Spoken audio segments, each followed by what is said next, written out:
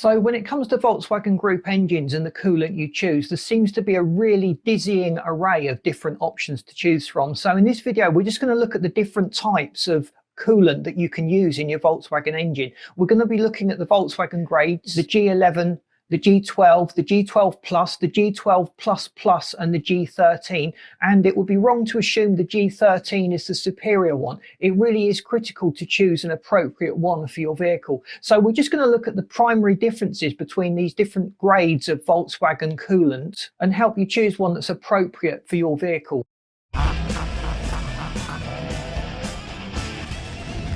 You've noticed that the coolant level in your engine is low and you need to top it up. There's a fatal mistake. There is a fluid that you should never put into your engine, but about 80 or 90% of motorists are just putting this fluid into their engine, causing all sorts of problems. But when looking at the massive array of different antifreezes and coolants on offer, it can get really confusing. So this video, we're just going to look at the main types of coolant and just give you the information you need so you can choose an appropriate coolant that's going to work well in your engine and help prolong the life of your engine. So coolant in the engine isn't just there to prevent it freezing.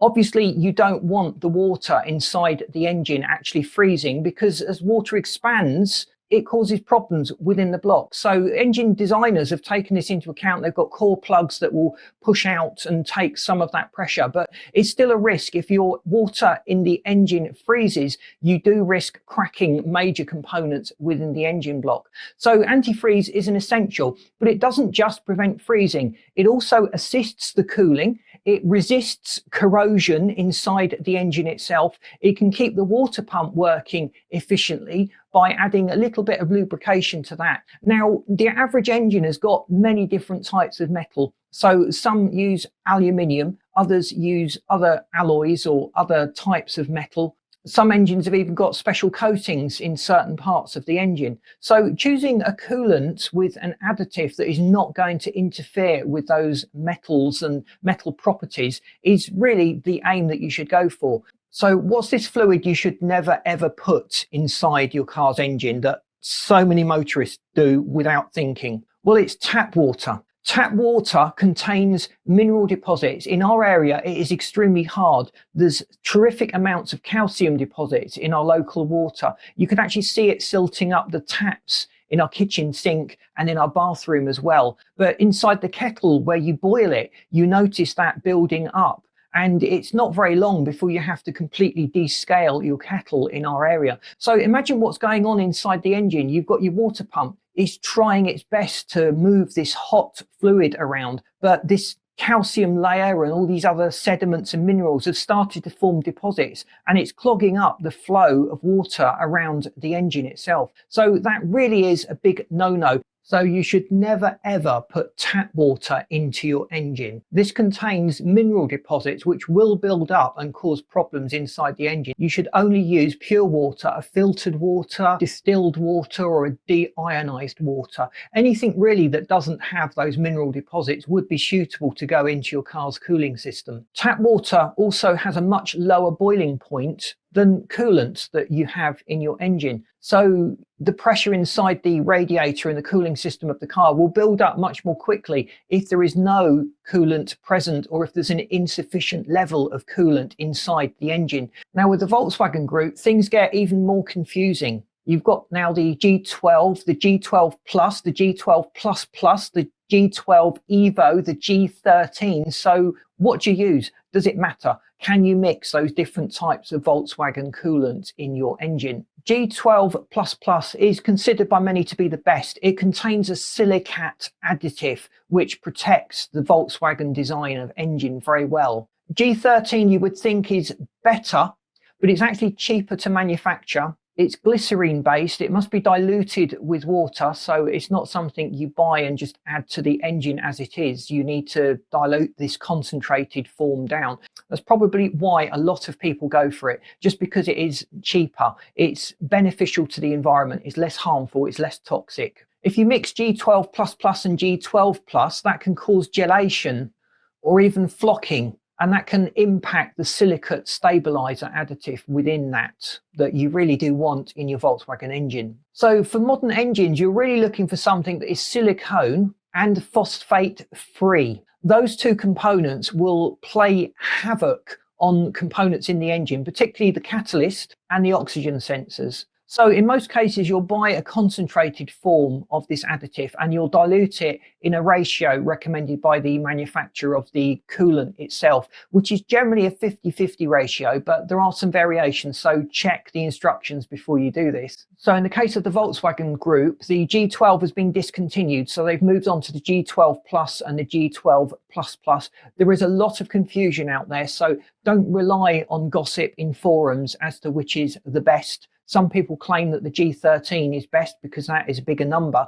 So there's an update to the coolants that have been recommended for Volkswagen Group cars. Around about 2020, they pushed out a new type of coolant, the G12 EVO, which actually supersedes G13. So I don't really know why they've not called it G13 EVO or G14, but they've gone back to the G12 and they've just added the word EVO. So this G12 EVO supersedes all previous recommendations from the G12, G12 Plus, the G13 and all the various other configurations and options out there.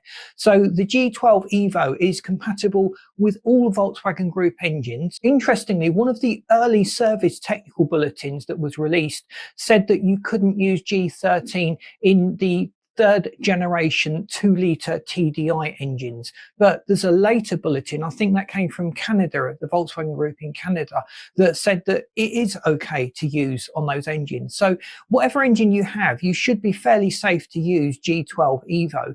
But if you've got the 2-litre TDI, the third generation version of it, it's worth just double checking locally to make sure that it would be suitable for your engine. That's the only engine that's got a remote question mark over compatibility. So G12 EVO is a hybrid organic acid technology, a HOAT, and it's specifically a phosphate silicate coolant, or we would refer to that as a SiOat. It meets the stringent Volkswagen TL774L specification and gives enhanced engine corrosion protection, even in modern engine formulations, including the hybrid engines that have been recently released. It comes pre-mixed and it's got a distinctive pink colour. Sometimes mixing it with other coolants will turn that into a muddy brown colour, which isn't a great cause for concern. We do need to be careful when we start mixing coolants, because often you might have the additional risk of sludge forming within the cooling system, or it may drop some of its anti-corrosion properties.